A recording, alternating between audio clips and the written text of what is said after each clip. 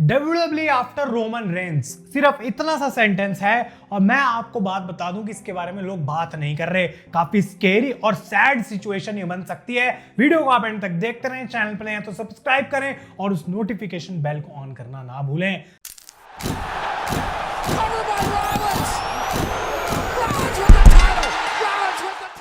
तो गाइस, मैं हूं आयुष और आप देख रहे हैं रेसल इंडिया। ये एक आज फिर से इंटरैक्टिव वीडियो, एक डिस्कशन बेस्ड टॉपिक रहने वाला है, तो comment section is fully open. आप लोगों के ओपिनियंस मैं जानना चाहूंगा और मैक्सिमम लोगों का मैं जितना रिप्लाई कर सकता हूं वो करूंगा। लेकिन ये एक ऐसी चीज है WWE की जिसके बारे में इनफ अभी बात नहीं हो रही, बिकॉज वो टाइम अभी नहीं आया और यूजुअली लोग प्रेजेंट में जीना पसंद करते हैं, जो कि सही डिसीजन है। लेकिन एज अ कंटेंट क्रिएटर, एक ऐसा बंदा जो इतने सालों से WWE देख रहा है, जो फुली इसके अंदर इन्वेस्टेड है, जो काफी सारी चीजें कर रहा है WWE के अराउंड, उसको आगे का भी देखना पड़ता है। और रेसलिंग फैंस ऐसे फैंस हैं जो बहुत सालों से WWE भी देखते आ रहे हैं, और फिर दूसरी तरफ ये फैंस भी हैं जो तब WWE देखते हैं जब उनका कुछ पसंद का चल रहा हो, और ये कभी चेंज नहीं होने वाला। अगर हम पुराने टाइम से बात करें तो हमेशा WWE के अंदर कुछ ऐसे सुपरस्टार्स रहे हैं जो कि माउंट रशमोर पे हैं या फिर कैरी करते हैं उस समय कंपनी को। हल्क होगन से हम कह सकते हैं शुरुआत हुई, उसके बाद ऑस्टिन, रॉक आए एटीट्यूड एरा के अंदर,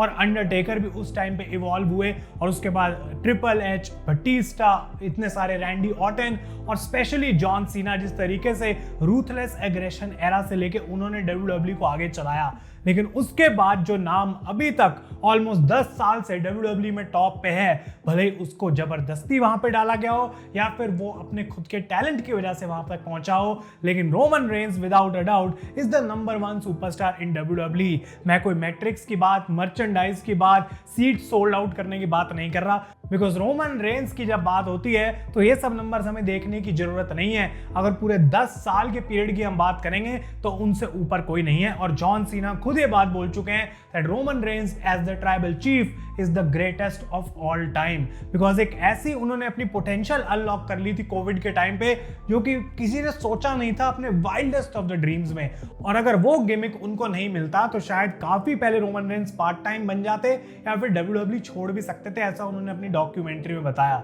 लेकिन गाइज, ये सारे एवोल्यूशन की WWE की हमने बात करी, हल्क होगन से लेके आज की डेट में रोमन रेंस तक, इस पूरी चीज के पीछे एक चीज कॉमन थी, and that was Vince McMahon. Vince की हमेशा से हमने बात करी है, काफी उनकी डॉक्यूमेंट्री में भी, उनका दिमाग इतना तेज था कि हमेशा उनको पता लग जाता था वो मोमेंट जब कौन से सुपरस्टार को उनको कैसे पुश करना है, और भले ही लोग उसको पसंद करें या ना करें, उनका दिमाग, उनका बिजनेस माइंड, साथ के साथ उनका रेसलिंग माइंड, दोनों चीजें ये साथ में मिलकर डिसाइड करती थी कि यही अगला बड़ा टॉप स्टार बनने वाला है। और Roman Reigns was the last big star जो विंस मैकमैन की क्रिएशन से आया। अब भले ट्राइबल चीफ का गिमिक विंस की इतनी इनपुट से नहीं बना, और पॉल हेमन और बाकी लोगों का उसमें काफी काम था, लेकिन रोमन रेंस को पुश करके नंबर 1 गाय बनाना, उसमें विंस मैकमैन का ही सबसे बड़ा हाथ है। लेकिन अब जो करंटली WWE में चल रहा है उसके अकॉर्डिंग विंस मैकमैन तो वहां पे है नहीं, और ट्रिपल एच की रिजीम के अंडर ये क्रिएटिव चीजें चल रही हैं। TKO ने WWE को परचेज कर लिया है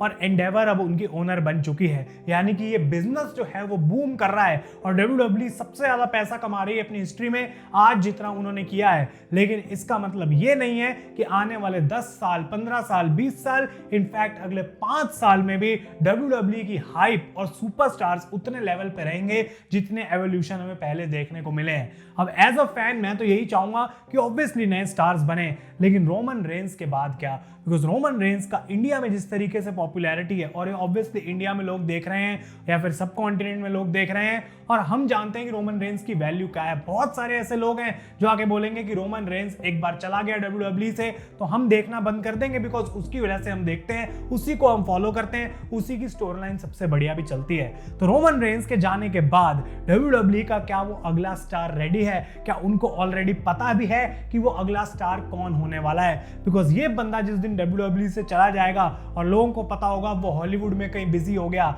या फिर अब वो पार्ट टाइम है, साल में एक मैच लड़ेगा, तो क्या लोग उतना सीरियसली WWE को लेंगे? और मैं इसको स्केरी, कंसर्निंग, सैड, इन सब वर्ड से इसलिए जोड़ रहा हूं because as a content creator जिसकी इतनी बड़ी ऑडियंस है, जो लोग रोज आके देख रहे हैं, हम सभी लोगों को, इंडियन रेसलिंग कम्युनिटी की मैं बात कर रहा हूं, उन लोगों का क्या होगा? क्या हम लोगों के पास उतनी बातें रह जाएंगी? बिकॉज मैं तो रेडी हूं आज से 10 साल बाद भी WWE के बारे में बात करके आप लोगों को अपडेट करना और ये सब चीजें करना, लेकिन WWE का मेन उसमें मुद्दा ये है कि इसको वो इंटरेस्टिंग कैसे रखेंगे, इसको नंबर 1 कैसे बनाएंगे। रोमन रेंज एक ऐसा इनपुट है पूरे WWE के इस सिस्टम के अंदर जिसको रिप्लेस करना अभी मुझे इम्पॉसिबल लग रहा है। कोडी रोड्स के ऊपर उन्होंने अपना हाथ रखा, मे भी उसके ऊपर उन्होंने अपनी बेट ली है, लेकिन अभी तक तो दूर दूर तक मुझे 1% भी ऐसा फील तक नहीं हो रहा कि कोडी रोड्स एक अगला बड़ा वो सितारा बनेगा जो रोमन रेंज की फुल टाइम रिप्लेसमेंट होगी WWE में।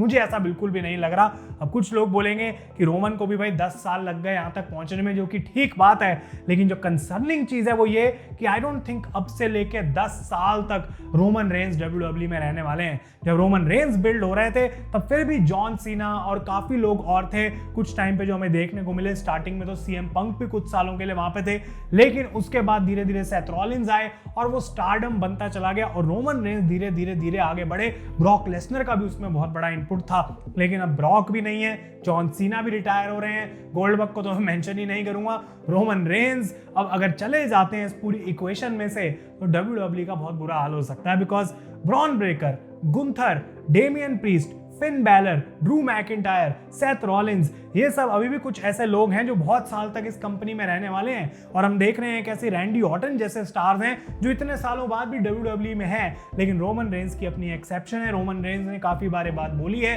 कि मैं बिल्कुल अपनी फुल कैपेसिटी पे सिर्फ 2 से 3 साल ही दे सकता हूं WWE के अंदर। तो जब रोमन रेंज पार्ट टाइम पे हो जाएंगे तो मेरा बेसिक पॉइंट यहाँ पे बोलने का कि इंटरेस्ट लेवल कहां चला जाएगा। बिकॉज अगर रोमन रेंज के आने पे पार्ट टाइमर में लोग सारे WWE में इंटरेस्ट ले रहे हैं, लेकिन उसके अलावा जब जो चीजें चल रही हैं किसी को कोई फर्क नहीं पड़ रहा उससे, तो that is a very big concern. अब बिजनेस बिकॉज इतना इंपॉर्टेंट हो चुका है, मुझे नहीं लगता कि WWE उस डाउनफॉल को इतनी इजीली आने देगी, स्पेशली जब कोई टैलेंट की कमी नहीं है और रोस्टर इतना ज्यादा स्टैग्ड है। लेकिन अभी मुझे ऐसा नहीं दिख रहा है कि वो अपने उस अगले बड़े स्टार को पुश करने की कोशिश कर रहे हैं, बनाने की कोशिश कर रहे हैं। और गुंथर और बाकी जो भी नाम मैंने लिए, Bron Breakker, I don't think कि अभी कहीं आसपास भी स्मेल भी आप कर पाएंगे कि ये है वो नेक्स्ट बिग स्टार। हर किसी के पास अपनी एक पिक होगी, लेकिन मैं आप लोगों से कमेंट्स में नीचे जानना चाहता हूं कि क्या आप इस बात से अग्री करेंगे या डिसअग्री करेंगे, और आपके ओपिनियंस में कमेंट्स में लेना चाहता हूं कि रोमन रेंज जब एक बार WWE में चले जाएंगे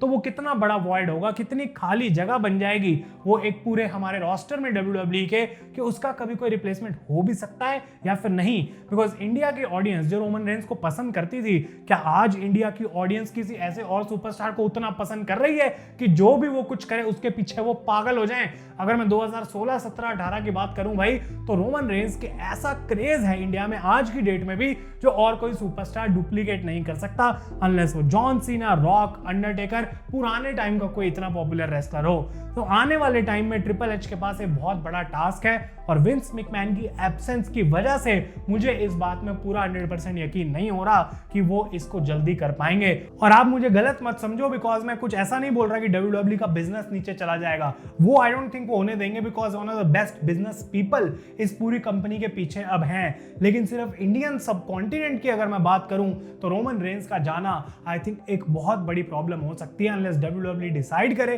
कि इंडियन मार्केट में हम टैप करना चाहते हैं, वो हमें मर्चेंडाइज बेचना चाहते हैं, वो यहाँ शोज लेके आना चाहते हैं ताकि लोग WWE में, इंडिया में इंटरेस्टेड रहें रोमन रेंज के बाहर भी। तो आप लोग अपने ओपिनियंस मुझे कमेंट्स में जरूर बताएं, और ऐसे और टॉपिक्स अगर आपके पास हैं जो थोड़े कंसर्निंग है या फिर जिन पे बात होनी चाहिए, उस पे आप अपना ओपिनियन दें, उस पे भी हम वीडियो बनाएंगे। तो thank you so much for watching guys, मैं हूं आयुष और आप देख रहे हैं रेसल इंडिया।